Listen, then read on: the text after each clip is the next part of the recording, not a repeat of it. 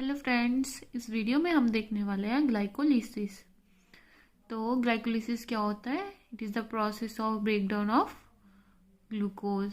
तो इस वीडियो में हम ग्लाइकोलिसिस की डिटेल प्रोसेस को स्टडी करेंगे। सो फर्स्ट स्टेप में क्या होता है, ग्लूकोज जो कि 6 कार्बन कंपाउंड है वो चेंज हो जाता है ग्लूकोज 6 फॉस्फेट में in the presence of enzyme hexokinase, and in this process 1 ATP get utilized।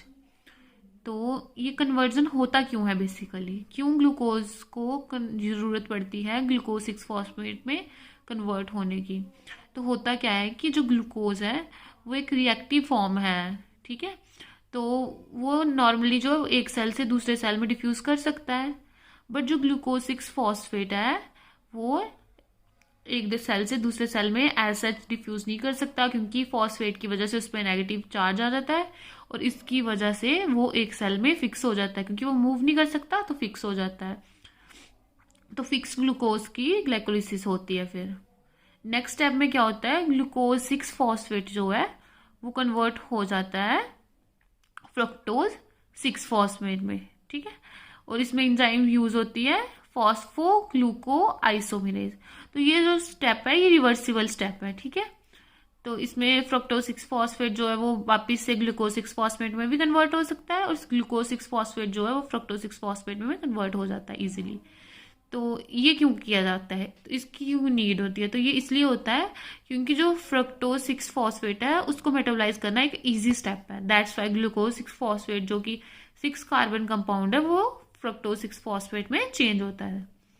Third step में क्या होता है, जो फ्रक्टोज 6 फॉस्फेट है वो कन्वर्ट हो जाता है फ्रक्टोज 1,6 बिस फॉस्फेट में, और इस स्टेप में भी एक एटीपी की यूटिलाइजेशन होती है, और एंजाइम जो होती है वो है फॉस्फोफ्रक्टोकाइनेज। तो ये स्टेप बहुत इंपॉर्टेंट स्टेप है ग्लाइकोलिसिस का, इसे हम रेट लिमिटिंग स्टेप भी बोलते हैं। वो हम आगे देखेंगे कि इसको रेट लिमिटिंग स्टेप क्यों बोलते हैं, बट ये बहुत इंपॉर्टेंट स्टेप है। इसी स्टेप के बेसिस पे ही बाकी पूरा प्रोसेस जो वो रन करता है। ये हार्मोनी रेगुलेटर स्टेप होता है, जो इंसुलिन का एक्ट पढ़ते हैं कि इंसुलिन का इंपॉर्टेंट रोल होता है ग्लाइकोलिसिस में। तो वो कैसे होता है वो इसी स्टेप पे डिपेंड करता है, ठीक है। तो जो ये फ्रक्टोज 6 फॉस्फेट का कन्वर्जन फ्रक्टोज 1,6 फॉस्फेट में बहुत इंपॉर्टेंट है, रेट लिमिटिंग स्टेप बोलते हैं इसको, याद रखना। देन अगले स्टेप में क्या होता है, जो फ्रक्टोज 1,6 बिस फॉस्फेट है वो कन्वर्ट हो जाता है glycerol 1 molecule of glycerol aldehyde 3 phosphate and 1 molecule of dihydroxy acetone phosphate. तो ये दोनों कंपाउंड प्रोड्यूस हो रहे हैं, ये दोनों 3 कार्बन कंपाउंड है। ऊपर हमने जितने भी कंपाउंड्स देखे वो सारे के सारे 6 कार्बन कंपाउंड थे। अब यहाँ पे आके 3 कार्बन कंपाउंड बन जाते हैं, ठीक है। अब नेक्स्ट स्टेप में क्या होता है, ये जो ग्लिसरल्डिहाइड 3 फॉस्फेट और डाईहाइड्रोक्सी एसीटोन है ये दोनों आइसोमेरिक फॉर्म्स है, ठीक है। तो then in the presence of isomerase ये जो डाईहाइड्रोक्सी एसीटोन फॉस्फेट है वो भी कन्वर्ट हो जाता है ग्लिसरल्डिहाइड 3 फॉस्फेट। अभी तक हमारे पास क्या आ चुका है, 2 मॉलिक्यूल्स ऑफ ग्लिसरल्डिहाइड 3 फॉस्फेट और 2 एटीपी की यूटिलाइजेशन हो चुकी है। 1 एटीपी मॉलिक्यूल जो फर्स्ट स्टेप पे यूटिलाइज हुआ एंड 1 एटीपी मॉलिक्यूल जो थर्ड स्टेप पे यूटिलाइज हुआ।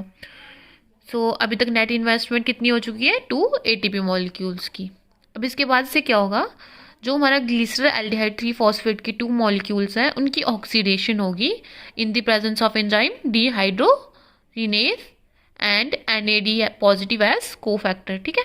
सो इस स्टेप में ग्लिसरल्डिहाइड 3 फॉस्फेट की कन्वर्जन हो जाती है 1,3 बिस फॉस्फोग्लिसरेट में, एंड जो ये NADH produce plus H positive produce हो रहा है ये जाता है हमारा माइटोकॉन्ड्रिया में, जहाँ पे ये ETC इलेक्ट्रॉन ट्रांसपोर्ट चेन के थ्रू ATP की प्रोडक्शन करवाता है, वो हम नेक्स्ट वीडियोज़ में देखेंगे, ठीक है। देन हमारा 1,3 बिस फॉस्फोग्लिसरेट जो है वो चेंज हो जाता है 3 फॉस्फोग्लिसरेट में इन the presence of enzyme kinase, और इस स्टेप में हमारे पास डायरेक्टली 2 एटीपी मॉलिक्यूल्स का प्रोडक्शन होता है, ठीक है।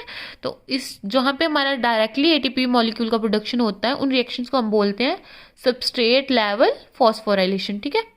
देन नेक्स्ट स्टेप में जो 3 फॉस्फोग्लिसरेट प्रोड्यूस हुआ है वो चेंज हो जाता है in the presence of enzyme mutase to 2 phosphoglycerate, तो इसमें होता है कि जो थर्ड पोजीशन पे फॉस्फेट प्रेजेंट होता है वो चला जाता है सेकंड पोजीशन पे, ठीक है।